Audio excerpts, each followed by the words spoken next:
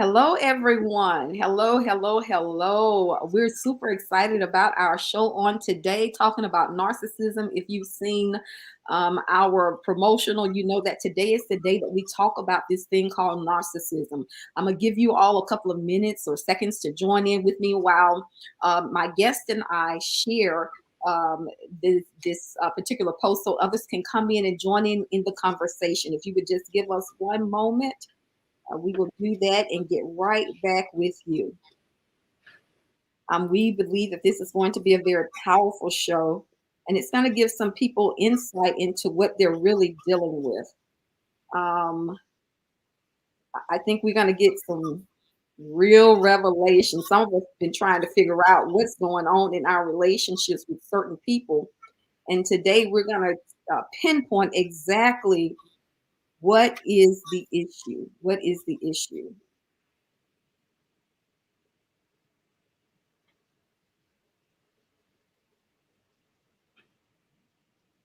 Okay. All right. Thank you all for joining those. Come on in. Come on in. I am super excited about our show on today. Today, we're talking about something that you don't hear. Well, you're starting to hear a lot of conversation around. I would say this: you've always heard the conversation, but nobody ever knew the name to call it. And that name is narcissistic. And that means that personality disorder that involves a pattern of self centered arrogance, thinking and behavior, a lack of empathy and consideration for other people, and an excessive need for admiration. And as I'm saying these words, somebody may come to your mind and it's going to give you an aha moment of what is going on with this individual. Often, others often describe these people with the NPD, narcissistic personality disorder, as cocky, manipulative, selfish, patronizing, and demanding. People with narcissistic personality disorder often come across as selfish or superior, anybody you know, but it's because they're making up for a fragile sense of self-worth. My, uh, the disorder can make it hard to get along with others, but counseling can help people with NPD learn healthy ways to connect with one another. And experts estimate that up to 5% of people have NPD, and the majority of the people that have this behavior are men. Narcissism is one of 10 personality disorders, and these disorders cause people to think, feel, and behave in ways that hurt themselves and others. And signs of personality disorders usually appear in the late teen years and early adulthood. It's kind of when it first starts rearing its head. Narcissism, they say, can come from childhood abuse or neglect, excessive parental pampering, unrealistic expectations from parents. And it says that sexual promiscuity often accompanies narcissism.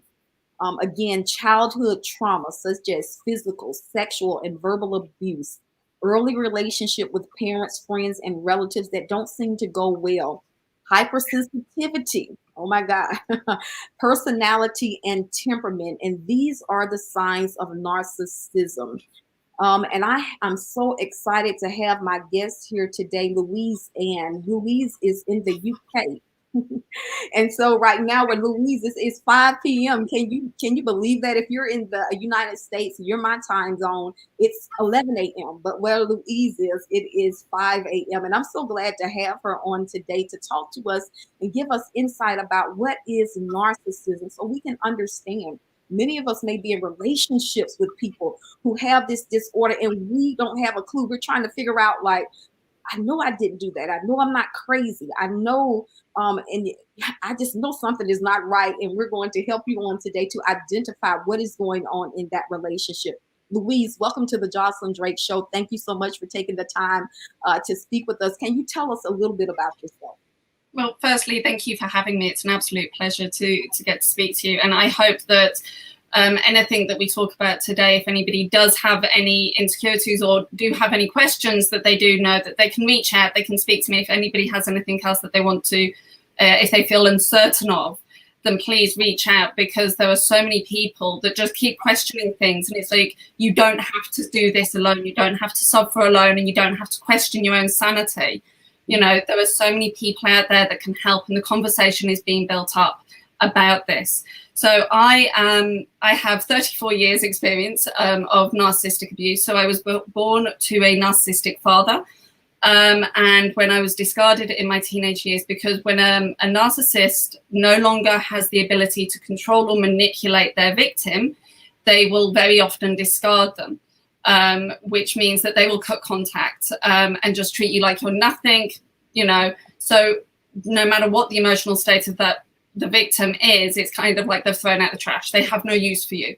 So it's called being discarded. So I was discarded by my father. And because I hadn't healed any of the trauma, and I didn't know what I had experienced, I ended up going into a relationship with another narcissist, following the patterns of behavior, so continuing the generational trauma, going into a relationship with a narcissist, and then having 2 children with him. And the reason that I actually divorced him wasn't because of the abuse, it was because he cheated. At that time, emotional abuse wasn't recognised as illegal in the UK. There are some places that it is still not illegal, but in the UK, emotional abuse is now recognised as illegal.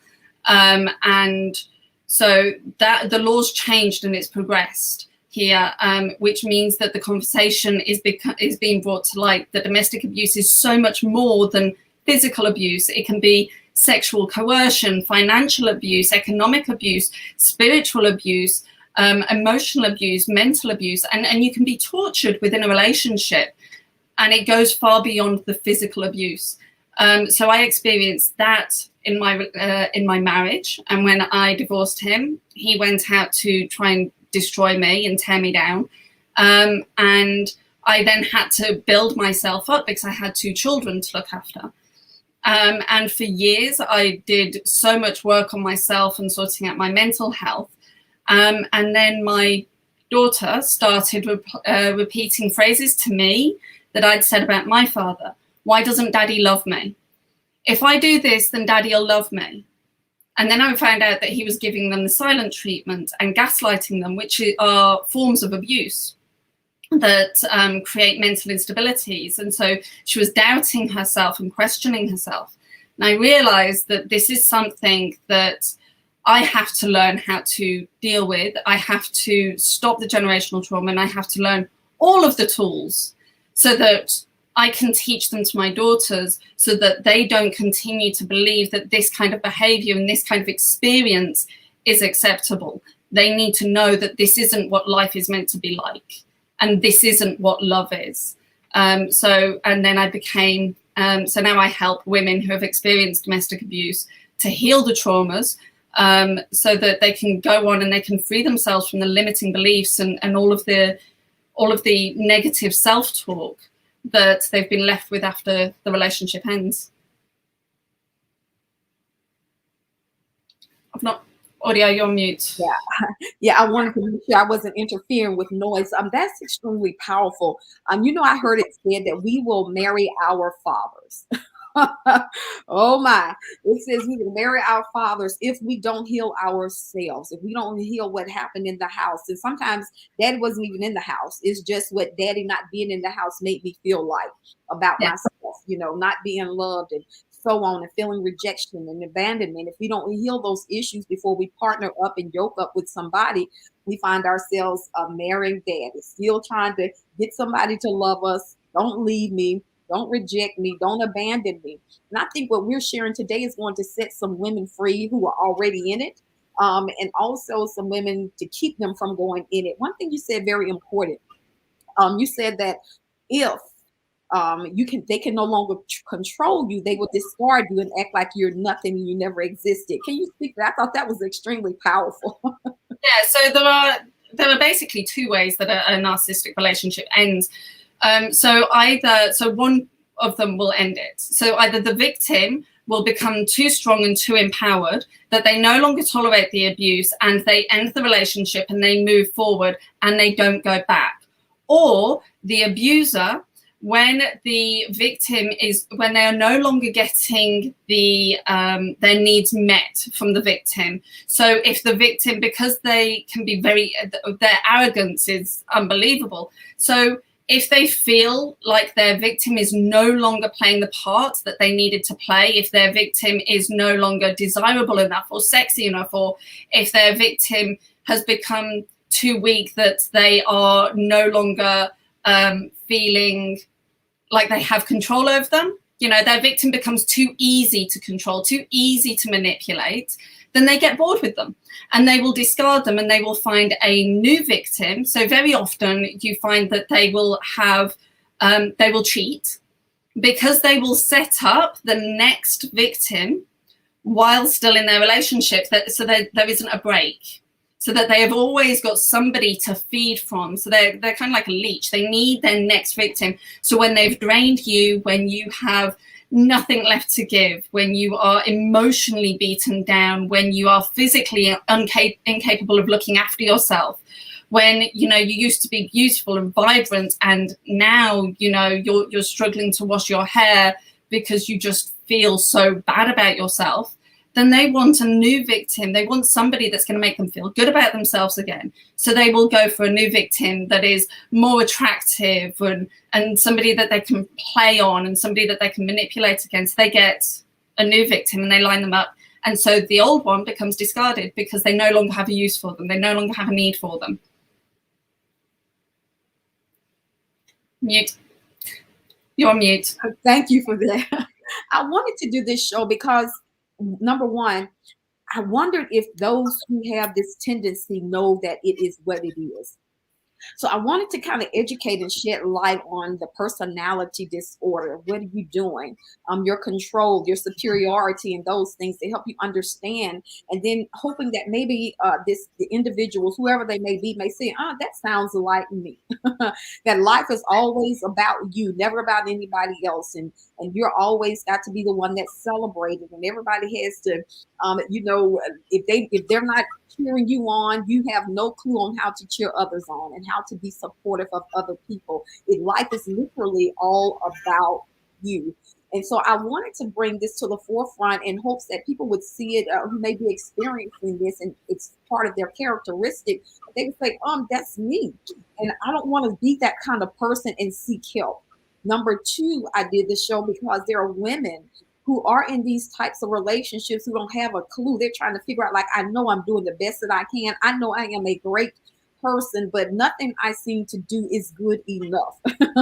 And so you feel beat down and you're torn down and you're worn down. And every time you look around, they're always telling you what you're not and this is not good enough, and so on and so forth. I want to read. I was looking at a conversation that some women were having who were talking about this issue. And it was amazing that all of them were saying the same thing. It says narcissists, with them, you can do them good and they will call your good evil or bad. They say they have no accountability, lack of empathy, their Jekyll and Hyde behavior. They like to cause mental confusion. But most of all, you apologize and feel guilty for things that weren't even your fault. Now, these are women talking. They says one believe they can do any wrong because they hide behind a mask. They have people thinking that they can never do any wrong. I think you said that they are always either the victim or the hero. They're never responsible for their actions. Just reading your comments saddens me. Some people are saying trauma. It says the manipulation was crazy. He would always think about conversations before having them, so he'd have the upper hand. So I said we would argue about things that happened days earlier so that he could control. So these very things that you're talking about, these women are coming into and saying the exact same things. They said to break or destroy you and to control you. They get off on it, is what one person says. Causing you pain brings them great joy. One individual, they said narcissism comes from childhood. They talk about a person being neglected or over pampered. They say they cause major damage, and the importance of being educated about the NPD. So ladies and men, we're talking about something that is rampant in our community, in our world, that we don't know a lot about. But today, thank goodness, we have Louise here to give us some more insight into it. So Louise, you mentioned the fact that you had children by this narcissist. And so that means that you are in relationship with him for the rest of your life. So how do you, since you decided that you wanted to get out the relationship, you got a divorce, you moved on with your life, but still you have to connect with him, how is that going? Well, the whole thing is with a narcissist, you don't co-parent. So there is no agreements between the two of us that he will actually stick to. So we can make agreements and arrangements, but everything will need to be on his terms and to his benefit.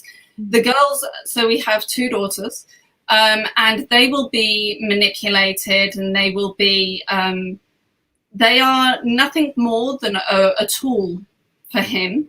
So there is, it's very difficult to explain, but narcissists aren't born, they're created. So no child is born with a narcissistic personality disorder, they are created.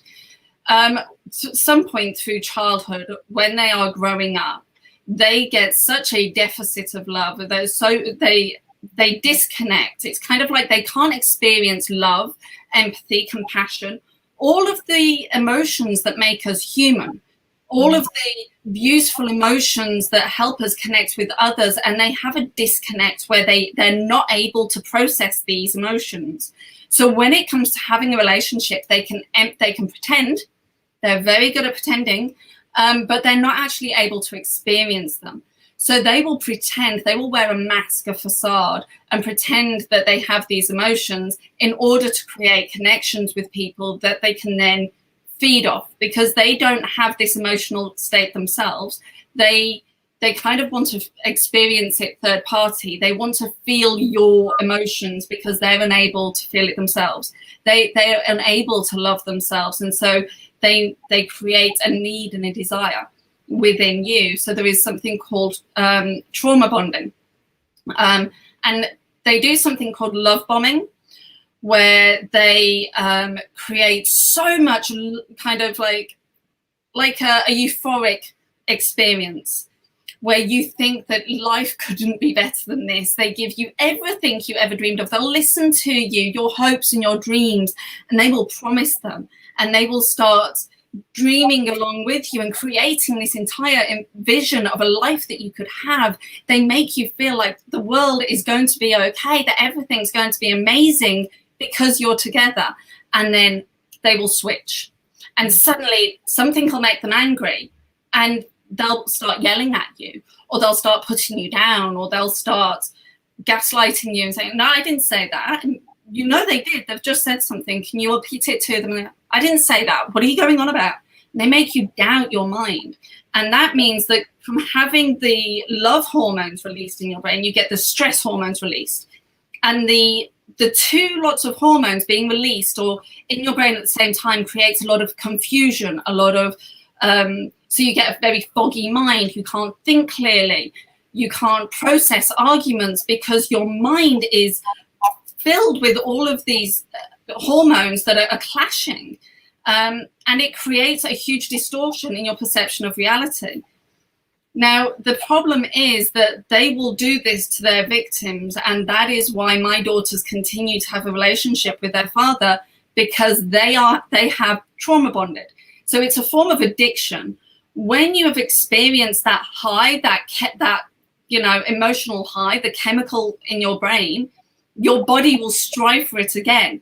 When they get angry with you, you're like a drug addict, and you're like, well, what can I do to make this better? What can I do to get back to that place that we were? How do I get you back so that we're in that euphoric place and having those dreams? What do I have to do?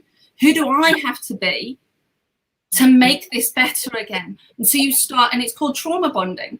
So you start changing to try and get them to give you that high again.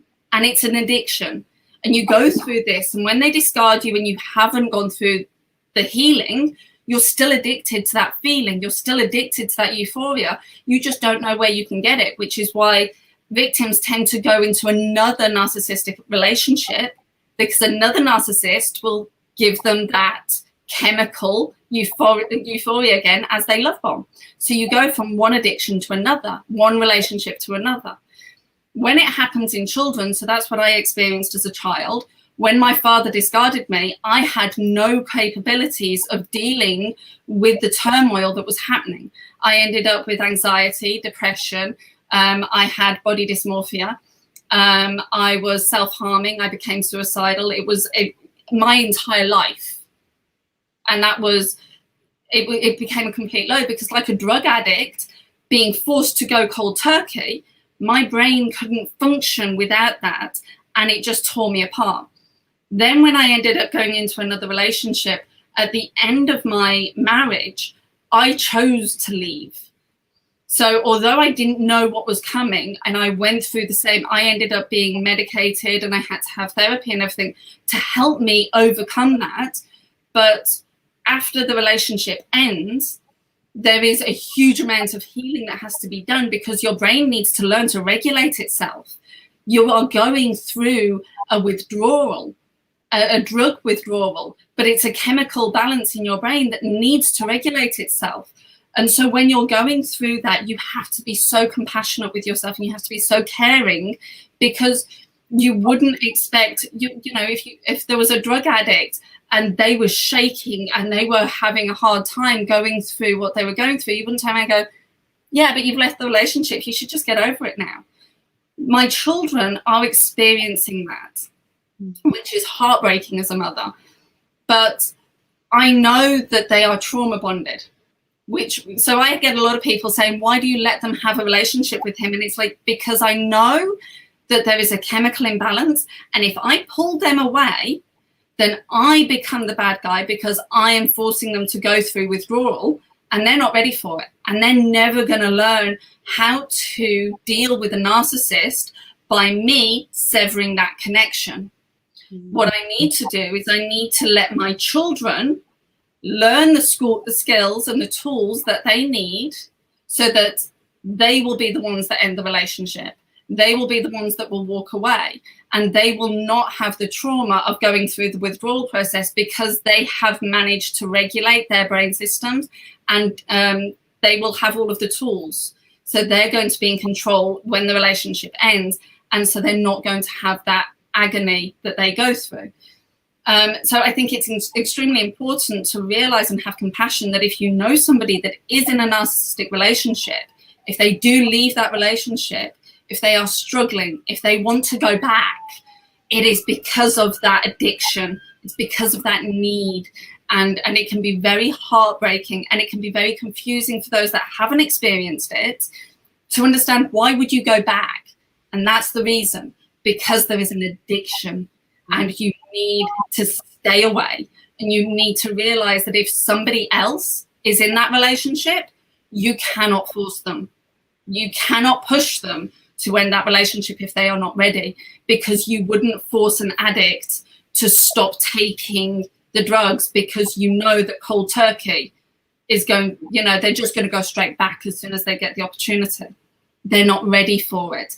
And so, you know, if you know somebody that is in that relationship, you cannot push them to break that. They have to reach a point where they do it themselves. You know, I think that helps us all. Sometimes we're in relationships, we see our girlfriends go through things, and we're trying to figure out, like, why does she stay with him? Why does she keep allowing him to treat her that way? And it's because of the chemical imbalance. And we all know chemically, like, our brain goes through all types of things, especially as women, when we get to postpartum, or if we are, you know, getting older and we're going through the change and things, the chemical imbalances that happen in our lives, all these things. So basically what Louise is explaining to us is that physically there are things happening in our brains that cause us to want that thing. It's like you got alcohol, you're alcoholic, you just got to have that thing. And so it should help us to be more compassionate when we see our friends going through, and kind of give them a little knowledge about what they are in, to help them know how Absolutely. To. Yeah, and if you are going through that and you go back, It doesn't mean you've failed. There is no negative connotations if you go back. Just leave again. But you need to realize and be more compassionate with yourself that the reason that you keep going back, it isn't love. It isn't because you love them. It's because you are addicted. You are addicted to the high that they got you experiencing. And that high that they got you experiencing, that wasn't love either. There was no love in that relationship, because a narcissist is incapable of love, because wherever there is abuse, there isn't love. If somebody abuses you, they don't love you. My father never loved me. If he did, he wouldn't have abused me. There are two sides to the coin. You cannot have abuse and love in the same place. So if there is abuse, there is no love. So they don't love you, and you are only going back because you are addicted to the chemicals, and you can get over that. You can, that passes. So there is hope, but you have to stay away. You can't keep going back, because you will keep going. You have to go through the withdrawal eventually. So just stay strong, stay away. I love what you're telling us. Anyone knows that when you're addicted to something, the first thing they say is you must first confess that you are that person. When they say, when you go to the AA meetings, the first thing that they're looking for you to say is, I am an alcoholic. And so the first thing we need to be able to do is to say, I am a woman that's addicted to the feelings of what I originally experienced with my narcissistic partner. We spoke earlier about how when you first meet them, they give you this high, this rush, everything you want, they give it to you. Everything you think you want life to be, all your dreams and your goals, they're right on board. Y'all are in such agreement. And then all of a sudden, at a moment, he switches on you, and you're trying to figure out, well, what do I do? Who is this? What is going on? Because now he doesn't want you. You're not all of that anymore in his eyes. And now you see him doing everything he can to break you down. Yep. And what we have found is that he gave you this high, this rush that you just need for your life, and you will do anything to keep it. And so you keep going back for it, knowing that he's not doing you right, knowing that he's not loving you, knowing that he's not good for you. But it's not necessarily you. It's the chemical imbalances that are going on inside of you. And now that you know that, now you can go and get some help and seek counsel, and find a support group and do your research and allow yourself to heal and move forward. I want to talk to you a little bit about, you talked about like your children experiencing that. And so your game plan is to give them the tools to help them to identify what is going on. I think something powerful that Louise is sharing with us today is that it's just not a spouse. It's just not like your boyfriend or your girlfriend. You can experience this with your parents, your father. And so some of us may be in these relationships with our fathers, which means that we're going to go and marry, as Louise is an example of, we're going to go and marry our dad, another narcissist. So how is that going with you giving your children the tools, your girls the tools to show them and kind of help them to identify what is happening between them and their fathers? They're doing really well. So they do continue. So at the moment, they're having counselling from an external source, because I'm not daft. I'm their mother. I know that when it comes to it, they're not going to be coming to me. But if I create enough resources, if I know enough people within the industry, I know that I can help them with the things that we discuss at home. But also I know people that I can put them in touch with, that when they are ready to, no longer have a relationship with their father, or however they choose to process that, I know the places that I can send them to so that they can have the help. A lot of it is building up their confidence, because what a narcissist will do is they will have, so a narcissist isn't picky. They will go for anyone.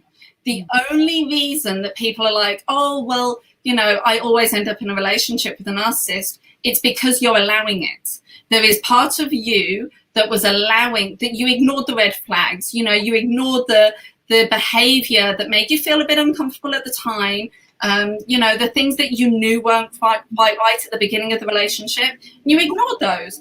And that's why you end up in a relationship with them. They're not picky. They will, spread their seed as far as they can, but only some will land.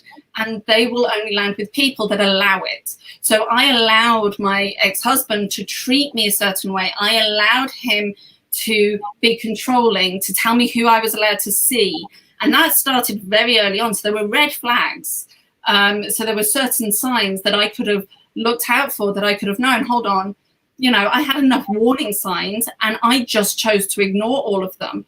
So it's taking responsibility for that, and it's teaching my children that, you know, this behavior isn't right. So their father will give them the silent treatment. And so we've spoken about that. And it's actually something that he learned from his parents. And his mother's actually the narcissist. So his mother's the narcissist, and then he has the same traits as his mother. So she raised him, and she would give him the silent treatment. When he did something wrong, or when he did something naughty as a child, she would say to him, I don't love you anymore. So she held back on love because love was something she could use to punish him. So he completely didn't understand what love was.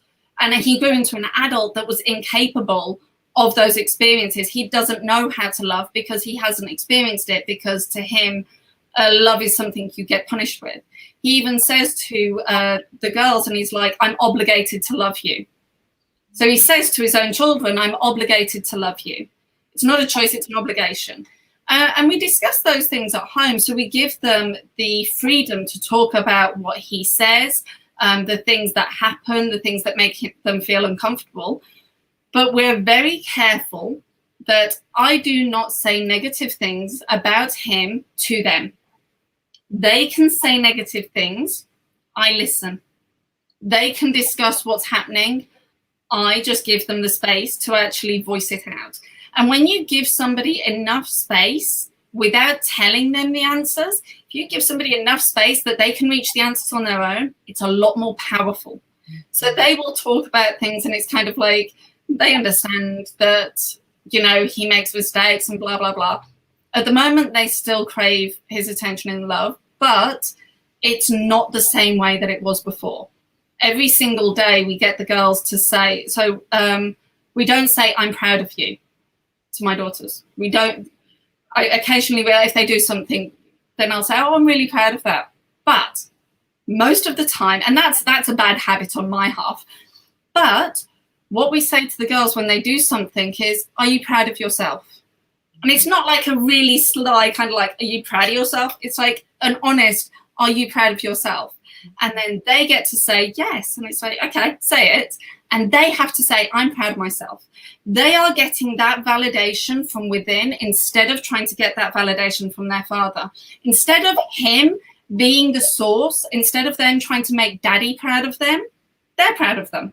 So they don't need his approval. They don't need him to love them, because they're finding all of that from within, which means that the love bombing that he's trying to do, kind of like, oh, you know, showing them this ideal life and everything else, they can see for themselves. So they don't, so it's creating everything that they need within them so that he no longer has the resources to use against them. I love building up. So it's a flow for both. I kind of hear something. I want to welcome everybody that's listening now, and I hope that you're really gaining some valuable information. This is powerful. This is life-changing right here. I'm putting a link in. If anyone wants to come in, you don't have to turn your camera in if you want. If you want to come in the room with us and ask Louise some questions, or you have something to share about your experience, you can do so. Please talk to us in the comments. You got any questions, put them in the comment section, and we will ask Louise and get those answered for you. I thought it very interesting of you to say that his mother, it does say, statistics says that there is it is majority men that have this disorder, but there is a small percentage, and they did say small percentage of women that have this disorder as well. So I thought that was very profound. Do your daughters have relationships with their grandmother? They do, but they actually prefer their grandfather. So they prefer their granddad. They don't like their grandmother. It's kind of like they just don't get on with her. Whereas because their granddad, so in a relationship that has gone on for as long as theirs has, you end up with the abuser, but then you can end up with someone in survival mode. So it's basically where, so it was like my mother, I grew up with a narcissistic father, and my mother was in survival mode where she was emotionally disconnected from us most of the time because she was just trying to get through. But it means that it's basically, he has the capacity to love them and show them the affection that they don't actually get from their nan and they don't get from their father. So they actually love seeing their granddad, but they don't really get on with their grandma, their nan that much. You know, this really makes me sad when I think about the fact that this is the life of people. I have such compassion for, you know, yeah, it's horrible what they do, but to know that an individual has this thing going on inside of them, that they're incapable of love, that's heart-wrenching. And what women have to be careful is, because we're so compassionate, we're so nurturing, and you know, we think we can help them and we think we can fix it and we can make them better with our love. You end up losing every time. You end up losing. You end up just, as Louise said, they're going to take everything from you, and you're going to look up not even recognizing who you are. You're not going to have any value of who you are, because they're going to rob you of that by constantly telling you what you're not, constantly putting you down, constantly not emotionally attached. You know, in relationships, you need that emotional attachment with your partner. And unfortunately, they don't have the capacity to give that to you. Go ahead, Louise. Yeah, so it's like, so you know a sieve. I don't know if you call it, so, you know, and it's, or a colander. And I know it's called a colander in the UK, but I don't know what it's called in America, but like a sieve. So, and it's just got all of the holes in. And that's kind of like their capacity for love and understanding and compassion. And it doesn't matter how much you put in, no matter how much of yourself you put in, no matter how much love you pour into a narcissist, they don't have the capacity to hold it. They don't have the ability to hold it because they are so fractured and they are so damaged. And there's nothing that anybody else can do to rectify that.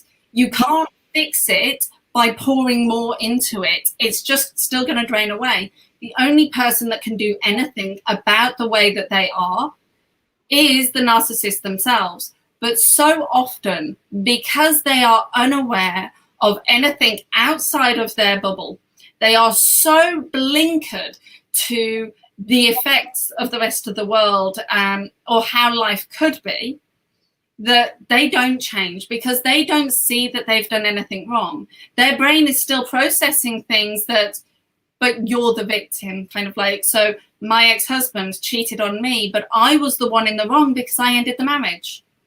I was the one in the wrong because I didn't forgive him. I was the one in the wrong because I filed for divorce. So I was the villain and he was the victim. You know, I should have had the compassion because he made a mistake. But I was in the wrong. He can't see that what he did was wrong. He still sees that what he did was, oh, it was just a mistake. But, you know, if you'd given me more attention, if you had been more loving, if you had done more, if you'd still been the way that you were when we first got together, blah, blah, blah. It was kind of like, it was always thrown back on me. I was the reason that he went off. You know, we had a 6-month-old daughter when he started his affair. But if I had given him more attention, he wouldn't have gone somewhere else to get it. So he sees me as the one that failed him and caused him to cheat, whereas he can't see that he was the one in the wrong for cheating. You know, so it's that whole blinkered approach. And so a lot of the times narcissists won't seek help because they don't know that there is anything more to what they've got. And because so often they are able to manipulate people and get what they believe they want, they believe they need, they never try to go for more. They never try to fix. They don't want to experience love because as far as they're concerned, admiration and power over somebody else is equal to love. And it's not. Oh, Louise, you said a whole lot. I say a lot. Shutting me up's the problem. Oh my gosh, this is such a sad state. It's such a sad state because, you know, as women, Like, we love heart. If you can get the heart of a woman, you've got her. I mean, she will go to hell with you and back.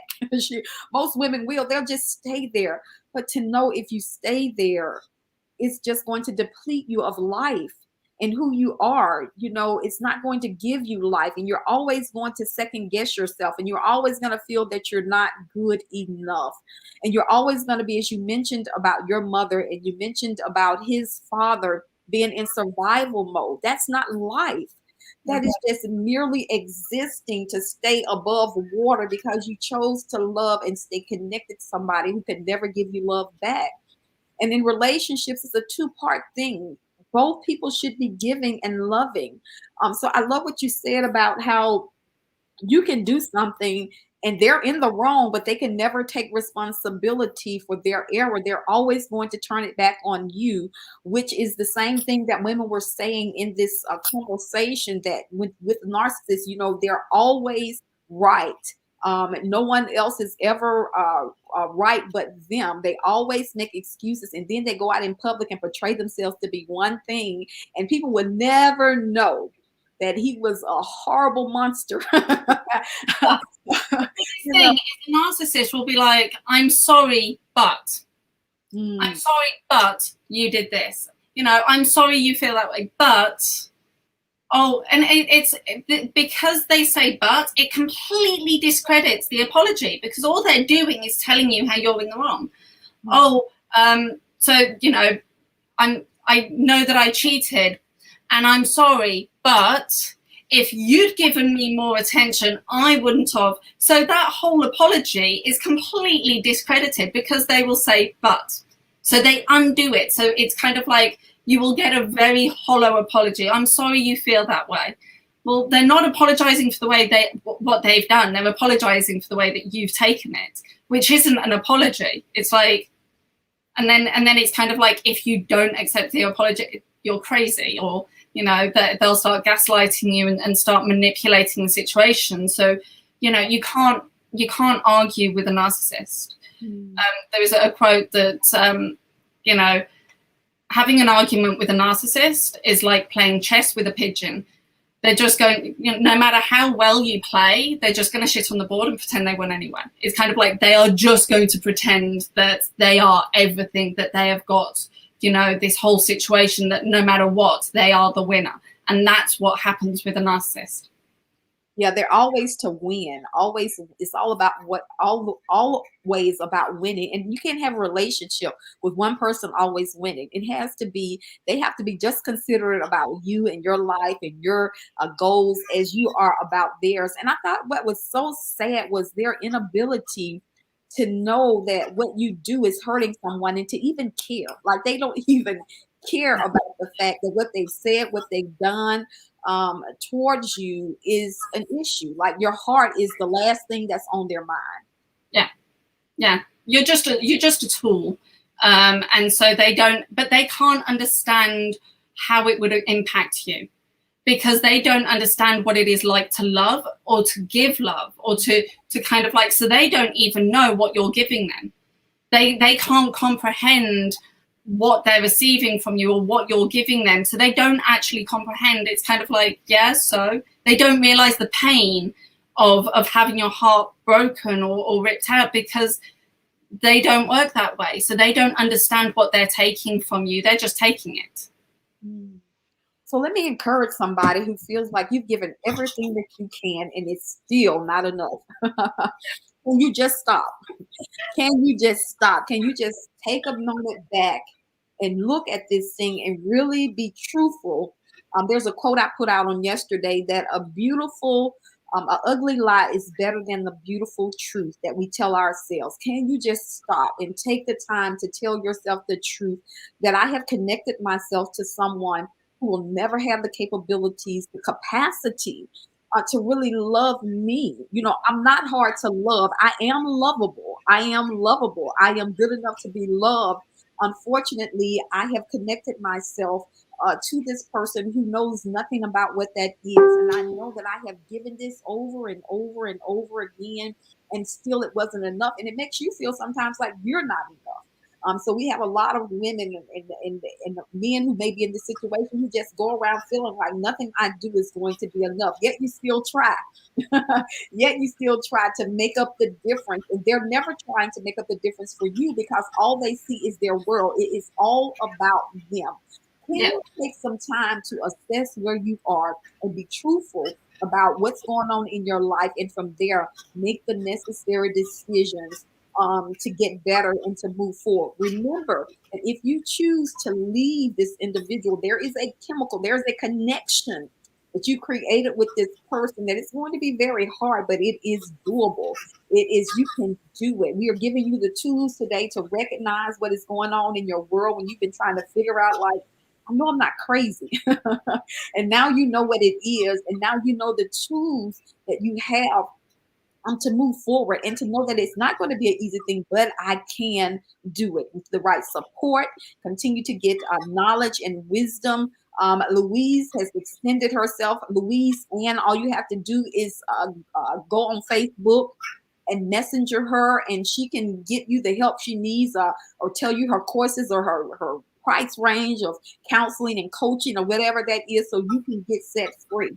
And I know this, some women have been divorced. You're divorced, so you're in relationships with men who just discarded you, and you're still trying to figure out, like, what did I do? It blindsided you. You have no clue of why. Oh, this man just told me he loved me. We just went out of town. We just had the most marvelous time, and then a week later, now he's gone. Now he doesn't want me. Now he's divorcing me. You're trying to figure out what it is. It is, you have experienced the narcissism. He's through with you. He's moved on to someone else, his next victim, and it is for your good. I know it don't feel good, but it is for your good that he has made that choice. Louise, what do you have anything else you want to add to that? No, it's, there is so many different layers to the abuse. And even if you experience narcissistic abuse in the past, it doesn't mean that you have actually healed all of the trauma, because so much of it then goes into your subconscious mind. It becomes your internal dialogue. It's the words that you use to yourself. It is the phrases that you use. If you spill something, do you turn around and say the same things in your head that they used to say to you? Oh, you're such an idiot. It's so clumsy. You're always making a mess. Do you speak to yourself the way that your abuser used to speak to you? Because if you are, then you are continuing the abuse. You have now become your own abuser, and it's because they have brainwashed you that becomes your internal dialogue. That is the language that you use to yourself, and you deserve so much better. You should praise yourself. You should put yourself on a pedestal and love yourself as wholeheartedly as you tried to love them. And you need to heal those wounds. You need to start speaking to yourself with love and compassion. You need to praise yourself and tell yourself how beautiful you are, how lovable, how capable. And if you do find that at any point you are using negative words against yourself, just realize and pull yourself back and say, no, that's not my narrative. I'm not a klutz. I'm not an idiot. I made a mistake. I spilled a drink. I'm not an idiot. Those aren't my words. I'm a genius. I'm a genius that spilled a drink. Do you know what? I'm still a genius. You need to start claiming that back. Call back your power and be kind to yourself. Don't continue to let them bully you in your own mind using your own voice. You said something so powerful, I thought I was going to just jump up. You said, don't stop abusing yourself. Like, you allowed him to abuse you. Now you are abusing yourself. Now you become your own abuser. Man, a lot of us don't understand the working of our souls, the mind, will, and the emotions. A lot of us don't understand our subconscious and our conscious states. I have learned that whatever has happened in your life, you must acknowledge it. If you do not acknowledge it, it will go to your subconscious state, and then it's there. It is ruling your world. That little girl, that little boy that experienced the trauma or whatever they did, she said, they are right there. They are running the show. It is not your 40-year-old self. It is not your 32-year-old self. It is that 12-year-old girl. It is that 6-year-old boy that's running the show. And if you don't acknowledge what you went through, you're going to still be dealing with it. I know. I wrote a book called Whole. If you can go to my website and you can get that book, it's 21 Days to a Soul Care, Self-Care Journey. And in that book, you have the opportunity for affirmations and sitting and telling yourself the truth, because it's not what people say about you, it is what you are saying to yourself. That is the most powerful thing. And so what this book does, it gets you in the mindset and helps you to see that, I'm telling myself this stuff. And if you have the power to tell yourself lies, you can have the power to tell yourself truth. Teach yourself how to tell yourself truth. And so again, that book is at joselyndrake.com. Whole, I tell you, it would change your life. I have testimonies of women who have read the book 21 Days, didn't have the capacity for life, just sitting there in a slump, is stuck, couldn't move. And after they went through those 21 days, got the capacity. Now they have their own business, is thriving, whole and healed. So get the book. I'm telling you, you can work yourself out of it. Louise, do you have any? Oh my gosh. No, I absolutely love that, because an affirmation isn't just a positive statement. An affirmation is a declaration of truth. Mm-hmm. And any statement, we have a house rule, any statement that follows I am has to be positive, because you are telling your brain that is the truth. So if you are saying I am, you best make sure that whatever you say after that is a compliment, because you deserve it. And one compliment in front of the mirror in the morning isn't going to mean anything if you spend the rest of the day telling yourself negatives in your own head. So you have to do the affirmations. You have to change the language in your mind, not just what you say in front of the mirror. Yeah, absolutely. Oh, I love that. In the book, there is a section that talks about every day the man or the woman in the mirror. And you do your mirror work. Get in there and tell yourself things.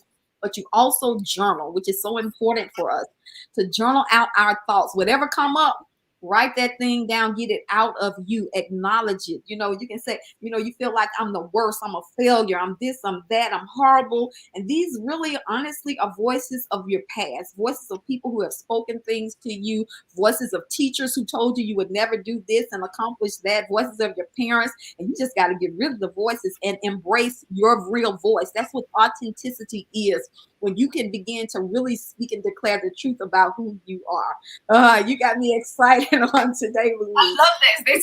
This is so good, because it's so important, and it's just something that I think everybody should know how to do. You know, if you have a negative voice in your head, I guarantee that voice isn't you. If you say something negative to yourself, that isn't you. So where is that from? Because that's not your opinion. You know, the real voice, who you truly are, would never say anything negative about you. So you're just repeating somebody else's lies, somebody else's perception, and that's not true. Tune into yourself. And yes, journals. Oh my God, I have shelves full of journals. It is essential just to get the words out and just kind of like, and identify. You know, I've written things down before and I'm like, oh my God, I remember who said that to me. You know, oh, that was such and such. And I remember, and I'm like, that's not me. That was like my teacher back at this age. That was kind of like, and then it's kind of like, when you identify it, it's like, well, they don't know me anymore. That's a lie. And you work through it. But you need to actually identify that this is the dialogue that you're using against yourself. And it could, a lot of it, if you've gone through abuse, if you've gone through narcissistic abuse, then a lot of it will be the voice of your abuser, because that's what they do. In that state of confusion, when you've got the hormones shooting off, your conscious mind is so distracted that your subconscious mind doesn't have the protection. So the vehicular activating system that usually turns around and says, I'm not going to listen to any of this, it doesn't apply, that's distracted by these hormones that are actually blasting at each other. And so the words and the phrases that they're using go straight into your subconscious mind, and that becomes the words that just kind of make your decisions. Am I going to choose this or that? Oh, well, I'll go for this because I'm too fat to have that. Yeah, it's a fight. It's an actual fight to get your subconscious to line up with the truth. And that's why you have to do the work. It's not going to be easy, but you got to do the work. These are years and years and years of things that have piled up, and we never had the tools. We didn't have parents that didn't know.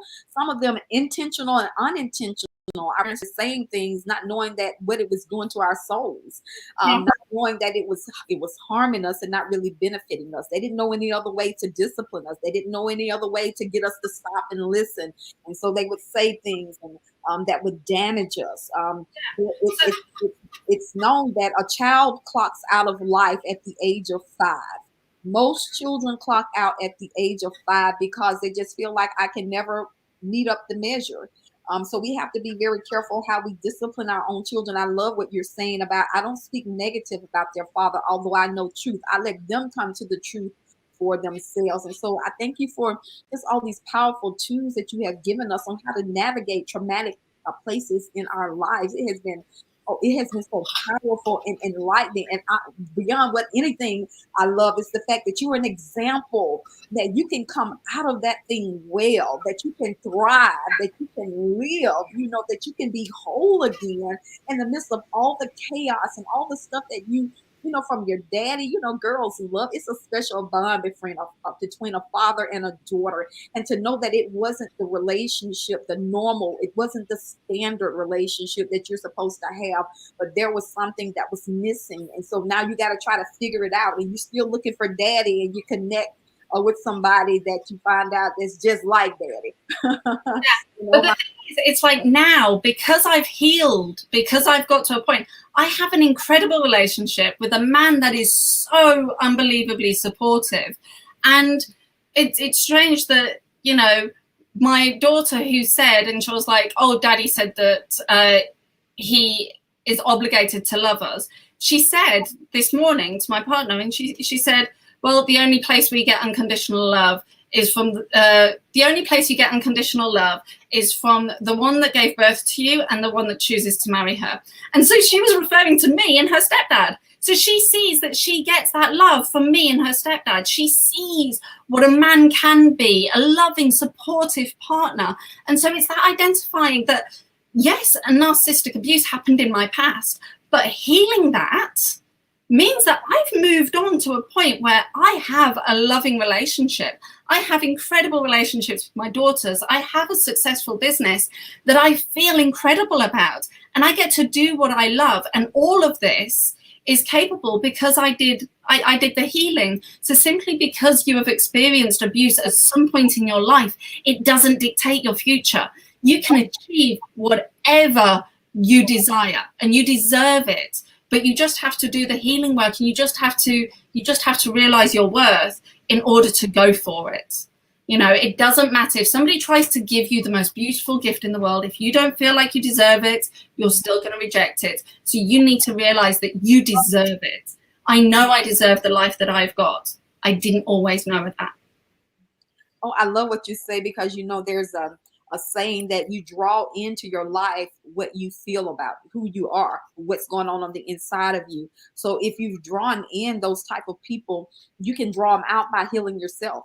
I'm a Christian, and there's a passage in the Bible that says, physician, heal thyself. So it gives us the connotation that we have the power to heal ourselves. It's all a choice. And it can be hard. It can be uncomfortable. We don't know what's going to be our next, but you can be guaranteed that the next one will be better than where you are. We become so familiar with what our lives are that we don't think that anything can be better, or that, as you said, deserve better.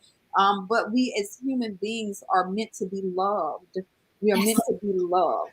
That's something that, again, I'm going to mention the Bible. That's all it talks about is loving your God, is loving yourself and loving your neighbors. That is the foundation to humanity.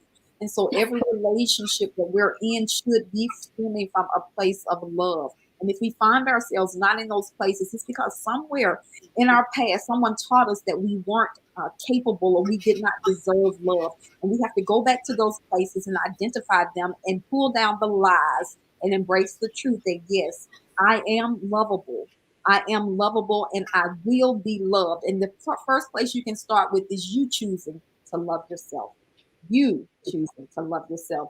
Louise, this has been phenomenal. I really want to get you back on again. We're going to schedule some time maybe later on in the year to talk about, just a place of healing. Do you have anything else that you want to share before we close out? No, no, just anybody that is struggling, anybody that is going through this, then reach out. You are not alone. You don't have to go through this alone. And even if you're not sure, you know, you haven't labeled them as a narcissist and you just don't know what is happening, you're just struggling, then reach out. I'm happy to talk to anybody and give any advice that I can. So, you know, just find me. I work under Willows and Daisies, but you can just reach out to me as Louise Anne on Facebook. Yeah, it is my heart that as we've talked about this, and it was not to condemn, but it was really to educate and to inform that if you identify that that is you, that you have this disorder, you don't have to stay that way. You can get help. You can change and you can know what love is by first loving yourself, by first identifying those places where you weren't loved, or first identifying those places where they over pampered you. You know, sometimes we have what we call mama boys, and they just pour on it and pour on it and pour on it.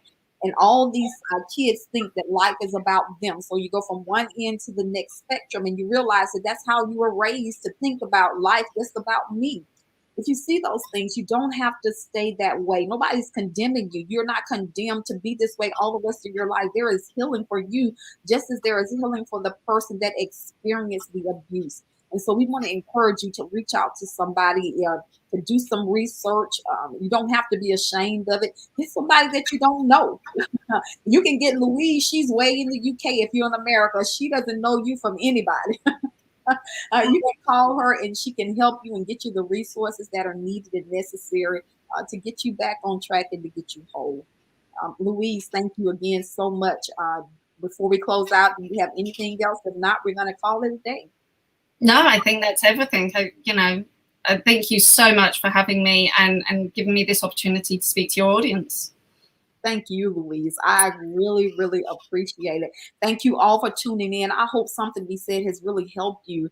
If not, if it's you, if it's not you, that it will help you to have compassion and grace for the friends in your life and the family members in your life who are going through. And maybe you can enlighten them. Maybe you don't even have to say a word, but just say, hey, listen to this video. I thought this is extremely powerful. And hopefully in that they will see themselves and get some healing for their soul. We thank you all again, and we will see you next week on the Josilyn Drake Show. You don't want to miss it.